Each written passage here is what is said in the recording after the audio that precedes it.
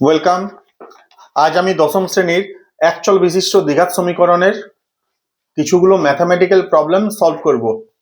গত ক্লাসে আমরা কোষে দেখি 1.1-এর 1 থেকে 4 পর্যন্ত সমস্ত অঙ্ক করেছিলাম।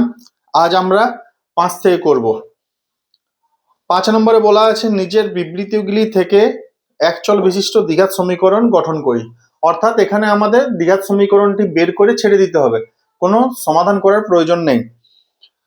প্রথম কোশ্চেনে আছে 42কে এমন দুটি অংশে বিভক্ত করি যাতে এক অংশ অপর অংশের বর্গের সমান হয়। তাহলে দুটো অংশে আমরা ভাঙবো। তাহলে ধরে নিচ্ছি 42 এর একটি অংশ x, অতএব অপর অংশটি কি হবে? ধরো 50কে দুটো অংশে ভাঙছি, একটা যদি 20 হয় আর একটা কত হবে? 30 হবে। কি করে আসছে? 50 মাইনাস 20। তাহলে 50-এর মধ্যে একটা অংশ যদি 40 হয় আর একটা কত হবে? 50 মাইনাস 40। তাহলে একই রকম ভাবে 42-এর একটি অংশ যদি x হয়, অপর অংশটা হবে 42 মাইনাস x। এরপর এখানে কন্ডিশনটা দেওয়া আছে যে এমন দুটি অংশে ভাঙবো যাতে একটি অংশ অপর অংশের বর্গের সমান হয়। অর্থাৎ একজন সমান হবে আরেকজনের বর্গ। উল্টো দিক থেকে তুমি করতে পারো, এইটা সমান হবে এইটার বর্গ, যা হোক একটা লিখলেই হলো। তাহলে শর্তানুযায়ী আমরা কি লিখবো? একটা অংশের বর্গের সাথে একটা অংশ সমান। তুমি উল্টোটাও করতে পারতে, 42 মাইনাস x এর স্কোয়ার সমান x, নো প্রবলেম।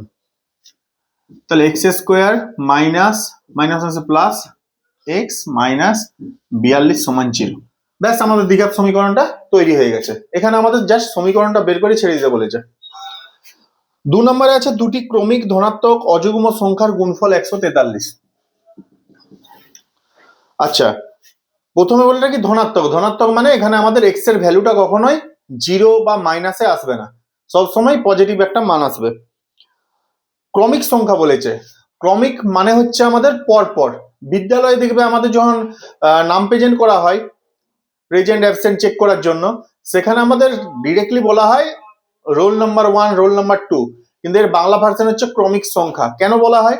কারণ আমরা কখনোই রোল নাম্বার যখন ডাকা হয়, রোল নাম্বার 1, রোল নাম্বার 2, তারপর রোল নাম্বার 5, তারপর রোল নাম্বার 3, এভাবে কিন্তু আমরা ডাকাডাকি করি না। আমাদের ডাকার প্রসেসটাই হচ্ছে পরপর, সেজন্য এটাকে বলা হয় ক্রমিক সংখ্যা। তাহলে ক্রমিক মানে হচ্ছে পরপর। অযুগ্ম সংখ্যা, অযুগ্ম মিন্স, অযুগ্ম আসছে মানে যুগ্মটা জানতে হবে, যুগ্ম অযুগ্ম, অর্থাৎ যেটাকে আমরা ছোট থেকে শিখে এসেছি জোড় এবং বিজোড়। তাই যুগ্ম সংখ্যা হচ্ছে যেসব সংখ্যাগুলো 2 দ্বারা বিভাজ্য সেগুলো হচ্ছে আমাদের যুগ্ম সংখ্যা বা জোড় সংখ্যা, এবং যেসব সংখ্যাগুলো 2 দ্বারা বিভাজ্য নয় সেগুলো হচ্ছে অযুগ্ম সংখ্যা। তাহলে 1, 3, 5, 7, 9 এভাবে এক ঘর গ্যাপ করে করে যেসব সংখ্যাগুলো থাকবে 2 দ্বারা বিভাজ্য নয় সেগুলো হচ্ছে অযুগ্ম সংখ্যা। তাহলে আমাদের এখানে অযুগ্ম সংখ্যার কথাই উল্লেখ করেছে। তাহলে আমাদের একটা অযুগ্ম সংখ্যা যদি 3 হয়, পরের অযুগ্ম সংখ্যাটা কত হয়? 5, পরেরটা কত হয়? 7। অর্থাৎ যদি 5 হয়, 5-এর পরেরটা আনার জন্য আমাদেরকে 2 যোগ করতে হয়। যদি 7 হয়, তার পরেরটা আনার জন্য আমাদেরকে 2 যোগ করতে হবে। তাহলে একটা অযুগ্ম সংখ্যা যদি আমাদের 3 হয়, সরি x হয়, আমরা তো এখানে জানি না কত আছে, তাহলে আমরা যদি ধরে নিই x, তার পরের অযুগ্ম সংখ্যা আসবে কত করলে? তার সাথে 2 যোগ করলে। যেহেতু পরপর বলেছে, ক্রমিক বলেছে, সেজন্য একটা x হলে পরেরটা হবে x প্লাস 2, তারপরটা হবে x প্লাস 4, এইভাবে আমরা হিসাব করব। তাহলে দুটি ক্রমিক ধনাত্মক অযুগ্ম সংখ্যার গুণফল 143। তাহলে ধরে নিচ্ছি একটি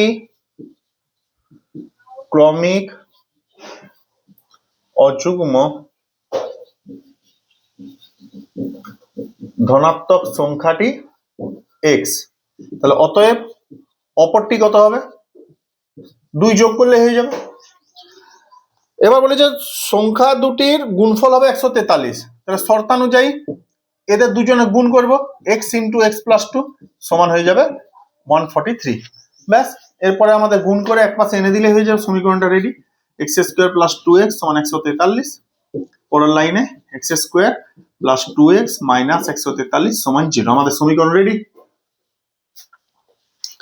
পরেরটা বলেছে দুটি ক্রমিক সংখ্যার বর্গের সমষ্টি 313। তা দুটি ক্রমিক সংখ্যার বর্গের সমষ্টি 313। আমরা কিভাবে করব?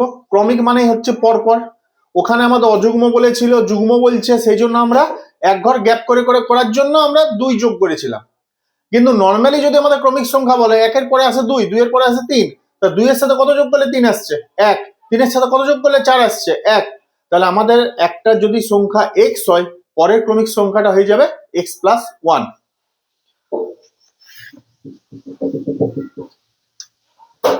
তা ধরি একটি ক্রমিক সংখ্যা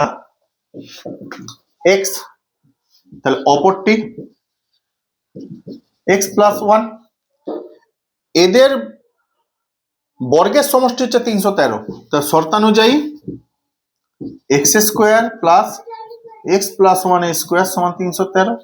এটা সিম্পল ক্যালকুলেশন করে দিলে হয়ে যাবে x square plus 2x plus 1 minus 313 সমান 0, অর্থাৎ 2 into x square plus 2x minus 312 সমান 0। আমাদের সমীকরণ রেডি।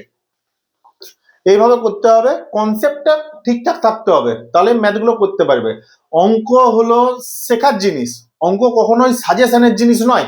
যারা এই ধারণায় চলো অঙ্কগুলো আমি এই অঙ্কটা করব, ওই অঙ্কটা করব, জাম্প করে এই অঙ্কটা করব, এগুলোই আমার পরীক্ষায় চলে আসবে, পুরোপুরি ভুল ধারণা নিয়ে পড়াশোনা করছো। অঙ্ক হচ্ছে শেখার জিনিস, প্রত্যেকটা অঙ্ক ভালোভাবে শিখতে হবে, কারণ অঙ্ক হুবহু বই থেকে তুলে পরীক্ষায় মাধ্যমিকের সময় কখনোই দিবে না। অতএব মাথা থেকে এই ধারণাগুলো ভুলে যাও যে এই অঙ্কটাই আমার পরীক্ষায় পড়বে, কারণ কোশ্চেন মেদিনীপুরে তৈরি হয়, কোশ্চেন কোনো প্রাইভেট টিউটর বা কোনো বিদ্যালয় তৈরি করে না। অতএব শিখে যেতে হবে, প্রত্যেকটা জিনিস বুঝতে হবে, নিজেকে সলভ করতে হবে।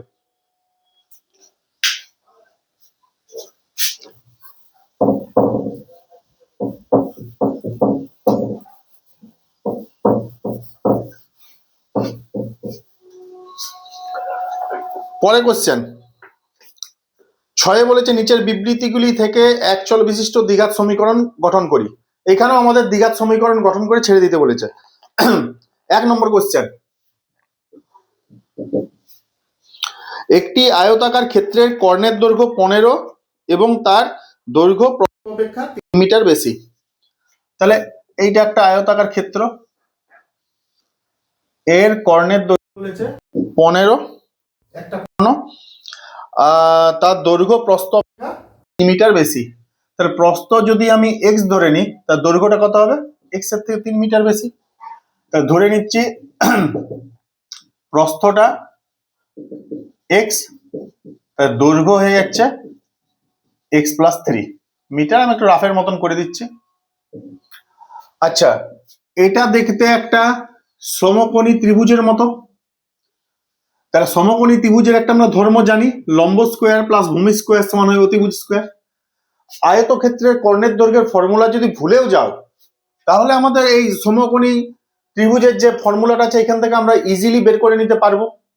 আর যদি মনে রাখতে পারো তাহলে কোনো প্রবলেম নেই, রুটের ভিতরে দৈর্ঘ্য স্কোয়ার প্লাস প্রস্থ স্কোয়ার করলেই কর্ণের মানটা আমাদের বেরিয়ে যায়। তাহলে আমরা যেহেতু জানি, সরাসরি কি লিখবো? শর্তানুযায়ী কর্ণের মান root under x plus 3 square অর্থাৎ দৈর্ঘ্যের স্কোয়ার প্লাস এক্স স্কোয়ার অর্থাৎ প্রস্থের স্কোয়ার সমান হয়ে যাচ্ছে কর্ণ। দুদিকে যদি আমি বর্গ করে দিই, ভিতরটা একবারে ভেঙে দিচ্ছে, লাইন বাড়িয়ে লাভ নেই। X square plus 3 2 6x plus 3 3 9 plus x square সমান 15 স্কোয়ার। তাহলে 2x square plus 6x plus 9 minus 15 15 হয়ে যায় 225। তাহলে 225টা এই পাশে চলে এলো মাইনাস 225 সমান 0। তা 2x square plus 6x minus 216 সমান 0। আমাদের ইকুয়েশন রেডি। এবার তুমি এখান থেকে 2 কমন নিয়ে ওই পাশে পাঠিয়ে দিতে পারো, না পাঠালে চলবে, কোনো সমস্যা নেই। আমাদের সমীকরণ তৈরি করে ছাড়তে বলেছে, আমাদের সমীকরণ রেডি হয়ে গেছে। তাই আজকের ভিডিও এতটা পর্যন্তই। নেক্সট ক্লাসে আমি পরের পার্ট নিয়ে আসবো। ধন্যবাদ।